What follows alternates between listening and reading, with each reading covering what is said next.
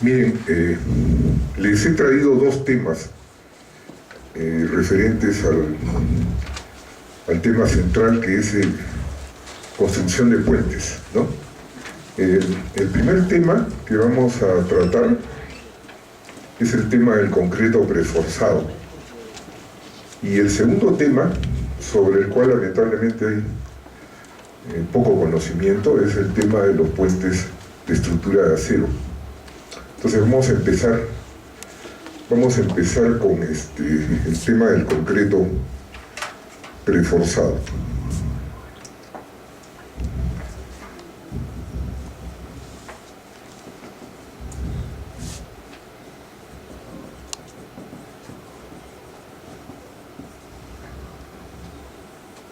Hay algunos aspectos del concreto preforzado que tampoco pues es un material muy conocido, que es conveniente que discutamos con ustedes y por favor hagamos que esto sea un diálogo, ¿no? Donde la parte importante son ustedes, no yo, ¿no? Entonces ustedes participan, hacemos preguntas, discutimos, etc. Bien, ¿qué cosa es el concreto preforzado? Bueno, primeramente el concreto preforzado en puentes tiene dos variantes, ¿no? El concreto pretensado, primera variante. El concreto pretensado está asociado con la idea de una planta de prefabricado, ¿no? Una planta de prefabricado, en este caso de prefabricado pretensado.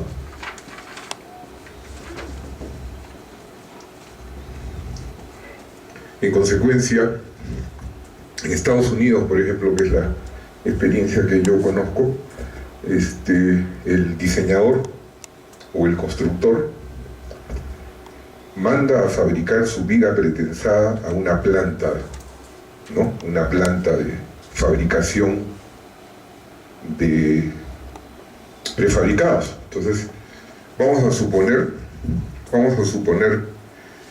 que necesitamos un puente para una luz de, supongamos pues, ¿qué luz pensarían ustedes para un puente de vigas pretensadas? Quiero saber en qué andamos. 20, 40 metros. 20 metros, 40 metros. Son varias. ¿Alguien más? Hablando de puentes convencionales, pues no estamos hablando de puentes de grandes luces. ¿Tú? ¿Tienes? 5 metros. Claro, ¿no? En general, a partir de 20 metros, es difícil porque acá en el Perú no se han hecho estudios sobre eso, ¿no? Pero a partir de 20 metros ya es el concreto preforzado en general ya es una alternativa económica. Y lo que es más importante todavía, ahora voy a tratar con la ayuda de ustedes de desmistificar la probable idea que puedan tener algunos de alguna complejidad en el tema del preforzado, que no la hay en ningún aspecto, ¿no? Lo que sí es un hecho que el diseño de los puentes de concreto preforzado se conoce poco, eso es cierto, ¿no? Y no voy a hacer pues una historia del por qué, porque probablemente todos lo conozcamos, ¿no? Bien, entonces cuando hablamos de vigas preforzadas, ¿no?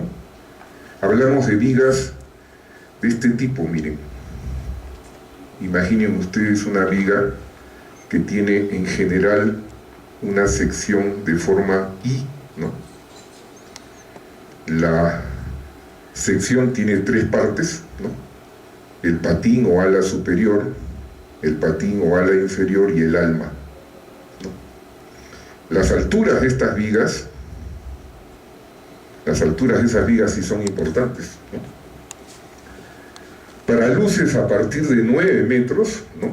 9 metros, 12 metros, 15 metros, 18 metros, 20 metros hasta 60 metros, como vamos a ver ahora. Las normas AASHTO, como ustedes saben, es la Asociación de Funcionarios de Vialidad y Transportes de los Estados Unidos, de Estados Unidos, ¿no? Estados Unidos tiene 48 estados, cada estado tiene un departamento de transportes. Cada departamento de transportes tiene una división de puentes. Y cada división de puentes, dicho sea de paso, tiene un manual de diseño y un manual de todo lo que ustedes puedan imaginar, ¿no? Con el método moderno de diseño de puentes, que es el método LRFD, que el Ministerio de Transportes en su manual de diseño de puentes, que viene a ser para nosotros algo así como la norma de diseño de puentes, ¿no? ¿Por qué razón no le pusieron norma de diseño de puentes? Son razones propias de este país, que no tienen mayor importancia. Pero el manual de diseño de puentes del Ministerio viene a ser nuestra norma de puentes. Y el método que incluye nuestra norma es uno solo. Solo hay un método para diseñar puentes formalmente, oficialmente en el Perú desde hace algún tiempo. Solo un método, que es el método LRFD. O sea, diseño por factores de carga y resistencia. En realidad es un método probabilístico, de base probabilística. Bien, regresando al tema. Entonces, AASHTO, que es la entidad americana equivalente al ACI en concreto, equivalente al ISC en acero, etc. Y en Sudamérica usamos las normas americanas con algunas excepciones, ¿no? Tienen normalizados los tamaños de estas vigas, ¿no? Entonces los tamaños van, miren, unas vigas pequeñas para el concepto del concreto pretensado, de .71, 0.91,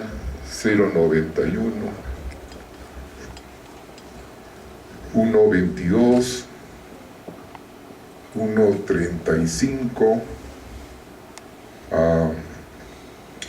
1.53, 1.65 y 1.83, ¿no?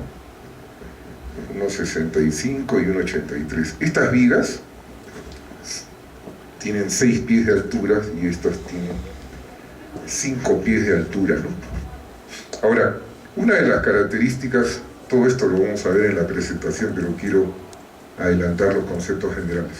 Una de las características propias del concreto preforzado es la esbeltez de sus elementos, ¿no? O sea, las pocas dimensiones de los elementos de concreto preforzado, a diferencia del concreto armado, que es un material monolítico, pues, ¿no? Por ejemplo, el alma de estas vigas las podemos trabajar pues a partir del punto 15, o sea 15 centímetros a unos 20 centímetros, ¿no? Es suficiente, ¿no? Suficiente. Y como ven, las alturas son alturas pues alturas importantes, ¿no? Ahora,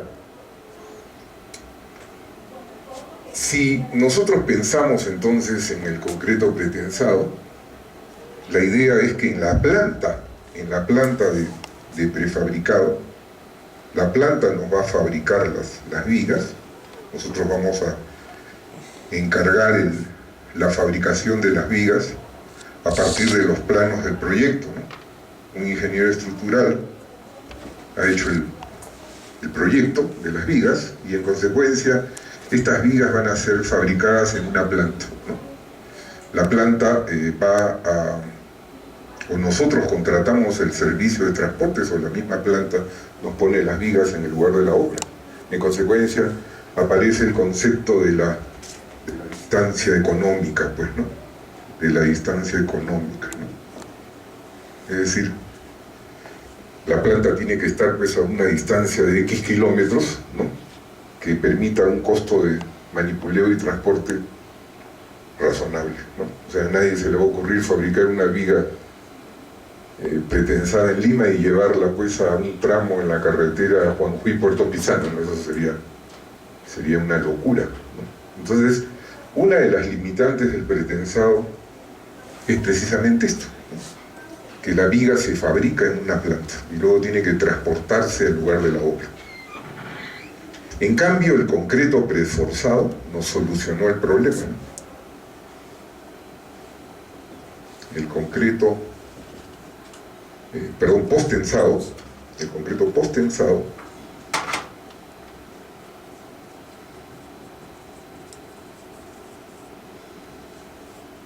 terminó con ese problema. Por eso es que en nuestro país prácticamente el 99% de la construcción en concreto preforzado es post-tensado, ¿no? Por esa razón. ¿Qué sucede con el concreto post-tensado? Miren, el contratista del puente subcontrata la partida de post-tensado, ¿no? Subcontrata la partida de post-tensado. Subcontrata la partida de post-tensado con una firma especialista en el post-tensado, ¿no? La unidad de metrado es lo que se llama la tonelada metro, ¿no? La unidad de metrado es la tonelada metro. Y en la tonelada metro están incluidas, ¿no?, los materiales, los equipos y la mano de obra, por supuesto, ¿no? Mano de obra que tiene cierta especialización en el tema. En consecuencia, el contratista general del puente subcontrata la partida de post-tensado a una firma especializada. Esa firma va a cualquier lugar, costa, sierra o selva, con sus equipos, ¿no?, sus gatos para el tensado, eventualmente andamiaje, etcétera, etcétera, las vainas o ductos, como vamos a ver, proceden a hacer el tensado de las vigas. Una vez que terminan su trabajo, agarran y se van. ¿Eso qué quiere decir? Que nosotros en el lugar del puente podemos fabricar las vigas, en este caso, ahora postensadas, ¿no?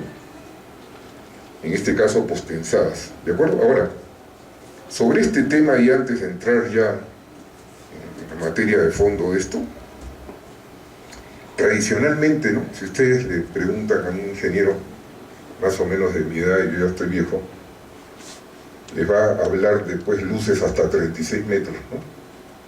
Probablemente ese hombre no esté en el tema, pues, ¿no? Pero las vigas, en Estados Unidos, por ejemplo, en Estados Unidos el rango de luces económicas para los americanos anda entre 20 y 60 metros, ¿no? Entre 20 y 60 metros. Alguien dijo 40 metros, perfectamente, no hay ningún problema. En consecuencia, esa idea fija de 36 metros como un límite es una falacia, ¿no? Es cuestión de conocimiento, experiencia. ¿Me entienden? ¿No? Ok. Entonces, regresando al tema, el postensado lo hacemos en el lugar de la obra, ¿no? En el lugar de la obra. En el lugar de la obra. Lo único que tenemos que hacer es subcontratar la partida de postensado. Entonces, eso desaparece cualquier idea que hubiera sobre alguna complicación, desconocimiento, temor, ¿no?, inseguridad. No hay nada de eso, absolutamente nada.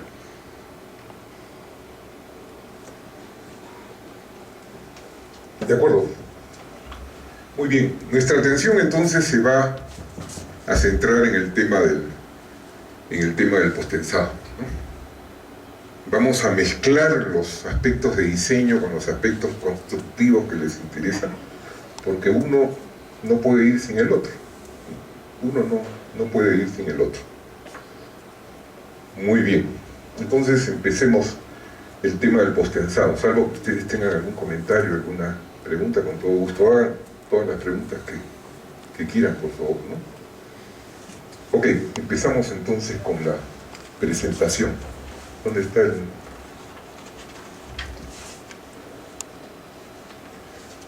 Ya.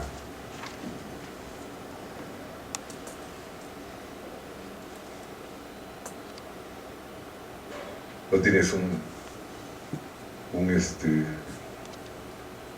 Entonces, a partir de ahora nos referimos al postensado. ¿Qué materiales usamos?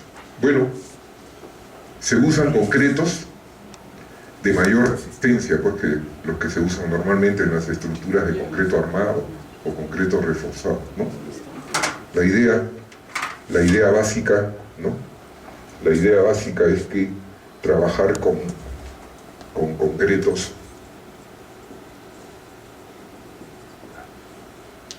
con una resistencia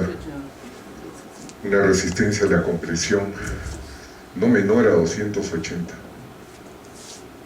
kilos sobre centímetro cuadrado. Lo normal es usar concretos de 315, 350, 385, 420, 455, 490, ¿no? Digamos que la práctica común es 350, ¿no? La práctica común. Este es otro aspecto también importante, ¿no? Hace 30, 40 años, para la gente de mi generación no era tan fácil, pues, conseguir concretos de 420, ¿no? ni de 350. Ahora no, pues, ¿no? La construcción se ha desarrollado muchísimo, ¿no? Gracias al crecimiento económico que hemos tenido y que Dios quiera podamos seguir teniendo a pesar de los peruanos, ¿no? Que son el principal problema de esta tierra, ¿no? Bien. En consecuencia, el concreto de 350 es el más comúnmente utilizado. Se puede trabajar perfectamente con un concreto de 315, ¿no? En cuanto al refuerzo, acá sí hay un tema muy importante. El refuerzo en el caso del concreto post-tensado son cables realmente, ¿no? Son cables. Y son unos cablecitos, yo voy a dibujarlos acá, pues, exagerando el tamaño. Son unos cables formados por 7 alambres, ¿no?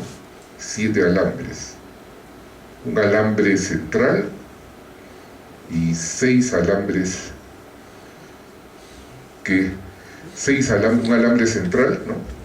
Y 6 alambres que se enrollan con un cierto patrón helicoidal, ¿no? En consecuencia, la circunferencia que inscribe a estos 6 alambres nos define lo que se denomina, pues, el diámetro, ¿no? El diámetro. A estos cables se les llama torones. Y también se usa mucho la palabra inglesa strand, ¿no? Strand, ¿no? Entonces, los torones o strands, ¿no? El diámetro de fabricación, el rango de diámetros es muy reducido, es sumamente reducido, ¿no? En puente, estoy yendo de frente, pues, al tema de puentes. Estamos hablando de diámetros de media pulgada, o sea, 0.5 pulgadas. Luego viene una medida un poco rara, que es 0.6, que empezaron a usar los ingleses por los años 50 y ya se quedó, ¿no? 0.6 no es ninguna fracción gruesa, ¿no es cierto? Entonces uno dice 0.6, qué raro, pero esa es la razón simplemente.